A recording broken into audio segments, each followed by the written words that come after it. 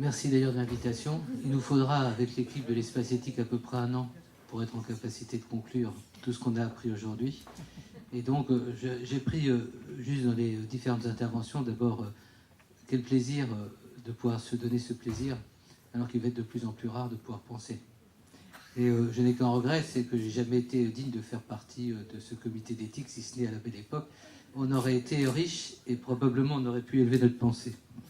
Voilà. Dans les quelques questions que moi je retiens quand même, alors ça vous paraîtra un peu politique, je m'interroge sur le sens d'une société qui n'a plus comme projet que d'innover et qui délaisse peut-être un certain nombre d'enjeux au nom d'une idéologie de l'innovation à tout prix.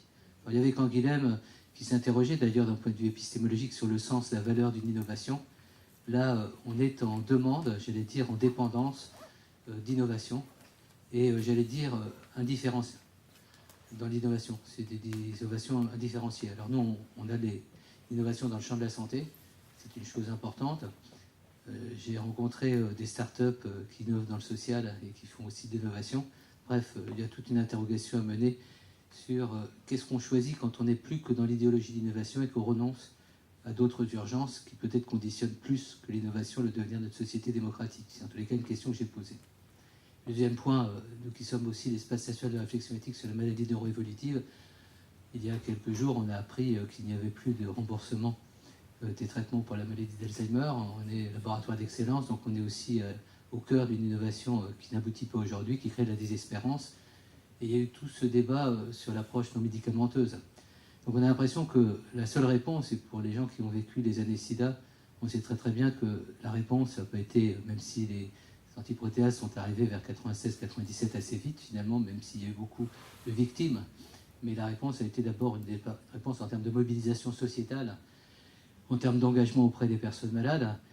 Et alors j'aime bien l'approche d'Anne-Sophie, mais je trouve qu'à travers ce qui nous a été présenté dans vos deux exposés avec François et le tien, il y a quand même une grande solitude aujourd'hui de la personne malade face à une science un peu numérisée, abstraite. Et je ne suis pas convaincu que ce soit une vraie chance pour la personne malade que de se retrouver sur Internet, là où elle avait quand même un regard qui était compassionnel ou pas, compatissant ou pas, qui était compétent ou pas, ça c'était à discuter. Dans tous les cas, il y avait une participation à une discussion, une élaboration. Et c'est vrai que ce côté immédiat, stop ou encore, d'avoir aussi la charge d'avoir à décider, dans des contextes où l'autonomie de la personne, sa capacité décisionnelle est quand même liée pour beaucoup à l'environnement dans lequel elle est, ne pas faire qu'accentuer, ça a été dit à plusieurs reprises, l'injustice pour les plus vulnérables par rapport à l'accès à ces technologies. Je ne parle pas de la fracture numérique. Mais il dit, ça nous interroge quand même aussi sur ce que l'on concède, ce que l'on est prêt à perdre, je dirais, ce à quoi il faut maintenant s'habituer à renoncer au nom d'une promesse dont on a l'impression qu'elle conditionne le devenir de société. Je n'ai pas le sentiment d'un point de vue politique qu'on doit se remettre qu'aux prouesses promises, c'est-à-dire à cette espèce d'eschatologie. En tous les cas, je la discute, mais je la discute mollement parce que c'est de plus en plus inconvenant que de discuter d'un point de vue idéologique, ce qui est pour certains indiscutable, faute d'avoir un choix en termes politiques, en termes de valeurs de société. Alors si on écoute ce qui s'est dit, moi je suis tout à fait convaincu que la plupart des gens qui s'investissent dans la recherche, quel que soit leur niveau d'investissement, ont à cœur de faire avancer quelque chose. La vraie question, qu'est-ce qu'ils font avancer? Comment ils discutent ensemble avec la société de ce à quoi ils font avancer? Parce que quand on parlait du cas par cas, alors j'aime bien l'approche de Marie-Gaille tout à l'heure, et puis ça a été repris à un autre moment également par Pierre Joannet, la casuistique, l'approche du cas par cas d'un point de vue de valeur sociale. C'est vrai qu'être respecté dans sa singularité, c'est important. Il y a aussi une société, et on l'a vu, et c'était passionnant, dans les arbitrages économiques, notamment pour le financement des molécules dites innovantes, dont on voit ce qu'elles peuvent représenter. C'est bien le cas par cas, mais enfin il y a ensuite une réflexion, un arbitrage politique qui est beaucoup plus complexe. Alors c'est bien la fuite en avant, c'est bien de soulever un certain nombre de questions, mais il faudrait qu'à un moment donné on puisse les poser et ne pas être dans une espèce de fuite en avant dont on ne sait plus véritablement où elle nous mène. C'est-à-dire, elle peut nous amener au meilleur du possible, pour autant qu'il y en ait, mais elle peut aussi nous amener à un chaos, en termes, encore une fois, de rupture d'une société fragile, dans des sentiments d'indifférence profonde à ce qu'est le bien commun. Et si on s'en remet aux scientifiques pour cette question, j'aimerais savoir également comment ils sollicitent une pensée. Parce que nous, dans nos observations, je suis que liminaire, hein, parce que c'est une conclusion, c'est pas une intervention, mais on manque de pensée pour penser ces impensables, ces inconcevables. Nous dire que notre vérité humaine est liée à notre capacité de dévoilement, comme ça a été déjà dit à une époque, quand on voulait nous dire un petit peu la carte du génome, quand on a voulu identifier nos secrets à travers la génomique, il y a déjà quelques années qu'on nous en parle, être soumis à cette injonction, à cette vérité sur ce qu'est notre nature humaine, avec la critique qu'on a entendue tout à l'heure, que le naturalisme, c'est quelque chose de révolu, de révoqué, ça interroge sur quelle base encore, sur quel pied on marche.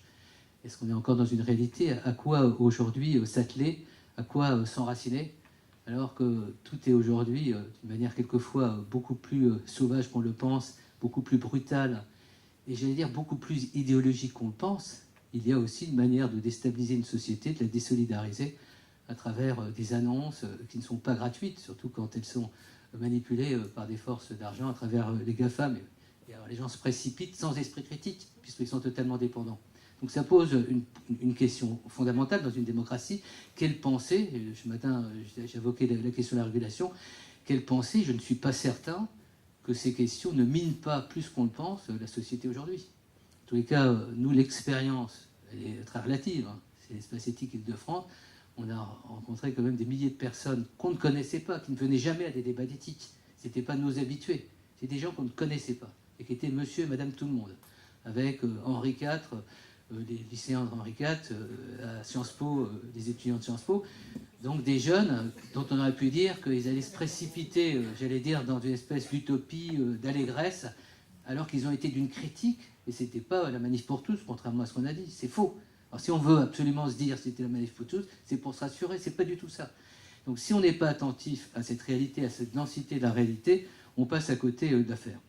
2 ou 3 points, et puis je termine là-dessus, parce que alors, il y en aurait pas mal. Oui, j'ai noté mon petit carnet, il serait peut-être dans le musée de la PHP un jour. Paul-Loup Veil-Dubuc nous a souvent parlé, à travers des propos plus sérieux que moi, de la perte d'une certaine innocence. Voilà. Et je pense que, moi je mets en relation une certaine innocence et une capacité de bienveillance. Voilà. Et dans un monde qui aujourd'hui est en train d'évoluer dans d'algorithmes, dans des abstractions et dans des discours qui ont été, y compris remis en cause par Alain Fischer tout à l'heure, qui fascinent les foules, qui remplissent des stades quasiment. Il faut voir un certain nombre de ces prophètes actuels. Cette question de l'innocence est très proche pour moi d'une forme de désenchantement et mine toute confiance qu'on peut se faire les uns les autres. Voilà. Nous, on a la chance d'accompagner, moi je ne suis pas scientifique, j'accompagne ce mouvement et je vois qui est invité à des colloques et les personnes de grande qualité qui travaillent avec vous. Mais on ne rencontre pas celles et ceux qui ne se posent pas les questions et qui font avancer les choses dans un contexte où ce qui intéresse, c'est la publication. Et il n'y a aucune forme de réflexion éthique, morale, sociétale, politique. Ils sont loin de ça, ça ne les intéresse pas. Ils sont dans leurs chiffres, dans leur... Je ne les critique pas.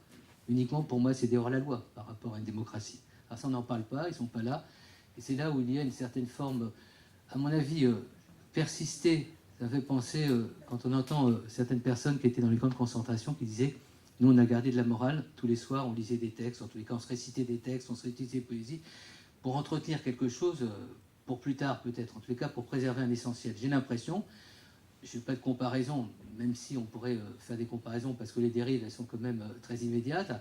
J'ai l'impression qu'on entretient encore une capacité de vigilance dans un contexte un peu désespéré. Et quand on discute avec certains des grands acteurs, y compris des gens qu'on a cités, qui sont lancés dans la génétique il y a une vingtaine d'années avec des tas de promesses, avec des annonces animées à la télévision, avec le Téléthon pendant des années, et qui disent aujourd'hui, si on avait été moins imprudent et moins impatient, peut-être qu'on aurait gardé un certain nombre de thérapeutiques ou d'approches plus traditionnelles pour sauver des personnes qui finalement ont été sacrifiées.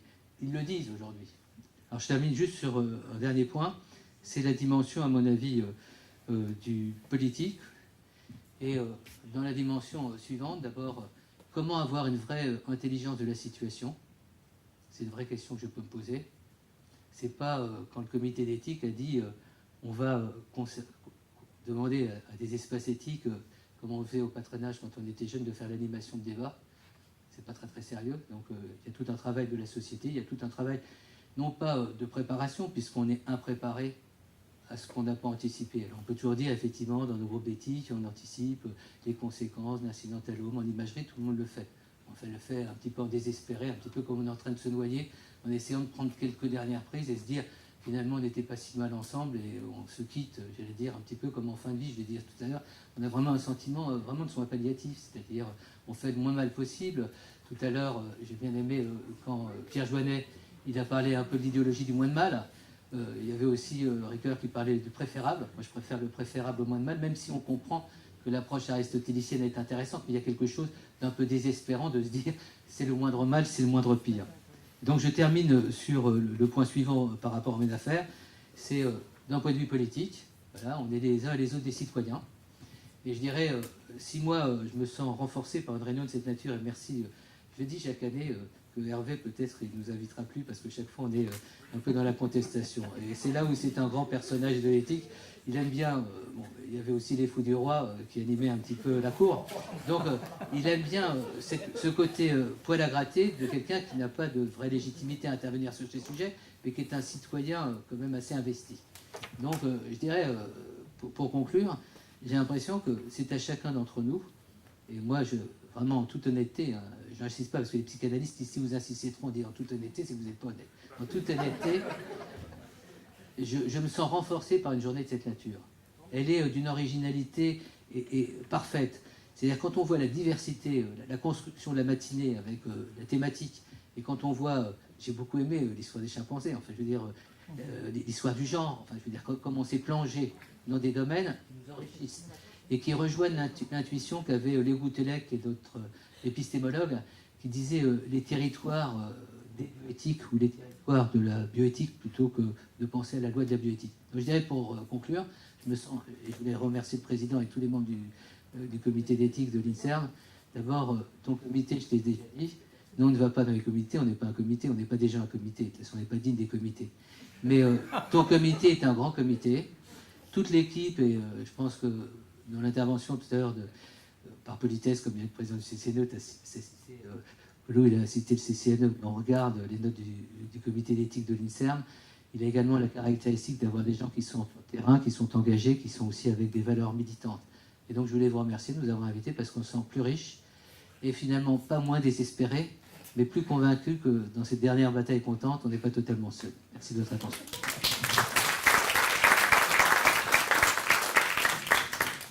Merci Emmanuel. De toute façon, on a tous appris ensemble, mais s'il y a bien une chose que j'ai appris quand j'ai fait de l'éthique sans le savoir au tout début avec Axel Kahn, c'est quand même avec lui que j'ai commencé, c'est qu'il n'y a pas d'éthique sans tension. Et quand on fait consensus, il n'y a plus de question éthique. Si le consensus est atteint, c'est finalement que la question est épuisée et que peut-être elle ne valait pas d'être considérée réellement comme une question éthique. Une question éthique, elle reste ouverte et elle reste dans les tensions parce qu'il y a toujours différentes façons d'aborder la question. Pour terminer une telle journée, comme Emmanuel l'a dit, avec tellement de richesse, il faut essayer de retrouver quelques lignes de force. Moi, j'ai l'impression qu'au cours de la journée, et c'est quelque chose qui m'inquiète de facto, parce que moi, je suis plutôt une tendance à être un optimiste, c'est-à-dire prendre en considération tout ce que tu as dit, mais à essayer d'en voir la manière évolutive en me disant qu'on est un peu plus loin qu'on ne l'était il y a quelques années. Est-ce que la science, ou est-ce que la démarche scientifique, ou est-ce que le développement scientifique aurait perdu de sa valeur émancipatrice?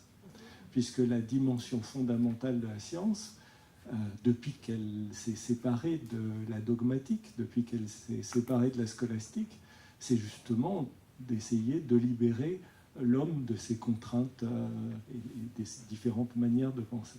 Est-ce que cette valeur émancipatrice de la science est aujourd'hui remise en question ou remise en doute? Alors, on a vu tout au long de la journée, effectivement, s'afficher des tensions, et encore une fois, ça me paraît normal et ça me paraît sain d'évoquer les différentes tensions et d'évoquer les différents points de vue. Tant que nous serons dans une société ouverte, tant que la science, par certains côtés, et la technologie, par d'autres, mettront le pied dans la porte, je ne sais pas lequel d'entre nous a dit ça ce matin, ouvriront des nouveaux paysages. J'avais pris comme exemple, quand j'étais un jeune chercheur et que le magazine La Recherche m'avait demandé un article, j'avais dit, au fond, on est comme Sisyphe, on fait rouler notre rocher en haut de la montagne, mais l'objectif pour nous, c'est qu'il retombe de l'autre côté, pour qu'on découvre de nouveaux paysages. On sait qu'il va retomber, on sait que si on a posé la bonne question, à la fin de l'expérience, à la fin de l'article, eh bien, on aura plus de questions que de solutions. Et si on a trouvé toutes les questions, c'est que la recherche, là encore, ne devait pas mériter trop d'être menée. Alors, tout au long de la journée, les multiples questions qui ont été posées dans ces éléments de tension, c'est « sommes-nous encore capables de faire corps ?» Et les États généraux de la bioéthique ont au fond posé la question de la société, cette société fragmentée, cette société où l'individu serait roi, parce que je crois que c'est une grande mythologie. Est-ce qu'elle est encore capable de faire corps pour être une société? Est-ce qu'elle est encore capable de dialoguer? Alors, tu as raison, Emmanuel, qu'il y a beaucoup de choses curieuses qui se sont passées durant ces États généraux. Moi, j'en retiendrai l'incroyable mobilisation, quand même, grâce à toi, enfin, grâce à vous, Espace Éthique Île-de-France, grâce aux autres espaces éthiques régionaux, 280 débats qui ont été organisés. Je crois que jamais en France, il y avait eu l'opportunité de débattre à ce niveau sur des questions de bioéthique. Alors après, les gens sont venus, les gens ne sont pas venus, des groupes militants sont venus. Bah, c'est leur rôle de militants d'être venus. Ceux qui ne sont pas venus ont eu tort. Il y a eu 250 000 personnes, 250 000 connexions individuelles sur le site internet des États généraux. C'est pas beaucoup au regard de 63 millions de personnes, c'est pas beaucoup au regard de certains sites internet, probablement de variété ou de jeux, mais jamais en France il y avait eu une telle mobilisation, une telle ampleur sur des questions tenant à la bioéthique. Alors c'est sûr, 80% c'était l'ouverture de la PMA et la question de la fin de vie. Et les neurosciences, pour balayer devant ma porte, 0,4%. Bon. Mais finalement, 0,4% de 250 000, c'est plus que ceux qui lisent mes articles scientifiques. Beaucoup plus. C'est beaucoup plus que les 50 députés ou sénateurs qui ont assisté à l'audition de neurosciences la semaine dernière sur les questions de bioéthique. Donc, on peut voir les choses aussi avec quelques éléments d'espoir. Faire corps. Je pense qu'on va terminer là-dessus parce qu'on est beaucoup d'entre nous attachés à des lectures qu'on a pu faire de Lévinas, le regard de l'autre, à des lectures qu'on a pu faire de Michel Foucault, qui a été évoqué aussi, cette question d'être capable de continuer à regarder l'autre, d'être capable de continuer à être avec l'autre. Et c'est vrai que l'an dernier, déjà avec Éthique dans un monde connecté, on s'était déjà posé la question de comment continuons-nous à être notre corps et à faire corps avec l'autre, à échanger ce regard, dans ce monde qui se numérise, qui se dématérialise, où nous avons de plus en plus de mal à être corps et à faire corps. Aujourd'hui, on l'a revu dans ce corps numérique, sous ces aspects de médecine génomique, dans cet éther qui se passe dans le recrutement des essais cliniques sur Internet. Donc, comment est-ce que dans cet élargissement de nous que devient ce nous numérique, ce nous Internet, ce nous diffus dans un espace transfrontalier et dans des connaissances qui allient de plus en plus l'incertitude à la certitude, comment continuons-nous à être des humains, et des humains ou des animaux? Ça veut dire d'abord être dans sa peau, bien ou mal dans sa peau. Penser, c'est être dans sa tête, bien ou mal dans sa tête, mais continuer à faire corps et continuer à être nous, et continuer à être nous dans le seul moyen que nous avons d'être nous, c'est-à-dire le regard de l'autre. Comment l'échange se fait dans le regard de l'autre. Le fameux dernier commentaire de Michel Foucault que j'aime tant sur cette dernière phrase du Criton, du Phédon, Criton n'oublie pas de sacrifier un coq pour nous. Donc le sacrifice en Grèce du coq, c'est le remerciement à Asclépios de la santé. Comment Socrate, juste avant de boire la ciguë, juste avant de quitter la vie, peut remercier, et de quoi remercie-t-il? Et l'interprétation de Foucault avec Dumézil, c'est de dire il a remercié d'avoir pu être avec ses élèves, donc dans le regard de l'autre, jusqu'au bout, et il n'y a de seule vérité, nous dit Foucault, ou de seule capacité de dire la vérité sur soi, que le regard de l'autre, c'est-à-dire la capacité d'interagir et d'échanger. Et effectivement, probablement pour nous, pour ces questions éthiques, on voit qu'on est dans cette tension d'un élargissement incroyable de l'autonomie grâce à de nouveaux outils, grâce à de nouveaux sites, grâce à de nouvelles possibilités, qui devient tout d'un coup une possibilité de rétrécissement de la personne dans l'incapacité d'échanger avec l'autre, alors que cet autre soit le médecin investigateur, le médecin qui ne sait pas la génomique ou les maladies rares, ou l'autre, toute autre partie de la société avec lequel, pour respirer, pour faire corps, nous avons besoin d'être dans cette dimension de l'échange. Aujourd'hui, une fois de plus, nous avons réussi. Il y avait 187 inscrits. Il m'a semblé que cet amphithéâtre était bien rempli la plupart du temps. Eh bien, le grand merci que nous, membres du comité d'éthique, on a à vous dire, c'est d'avoir été là aujourd'hui pour échanger avec nous, pour nous regarder, pour être là dans votre corps, échanger avec notre corps et nous dire, eh bien, écoutez, c'est pas si mal que ça ce que vous faites, en tout cas, c'est pas si inintéressant les sujets sur lesquels vous travaillez. Vos notes, c'est bien, et heureusement que vous en rendez compte. Continuez à faire ça, parce que nous, on vous regarde. Et donc, dans cet échange d'une pensée qui reste incarnée, c'est probablement cette démarche qui va nous soutenir une année de plus. Et je vous en remercie les uns et les autres. À très bientôt.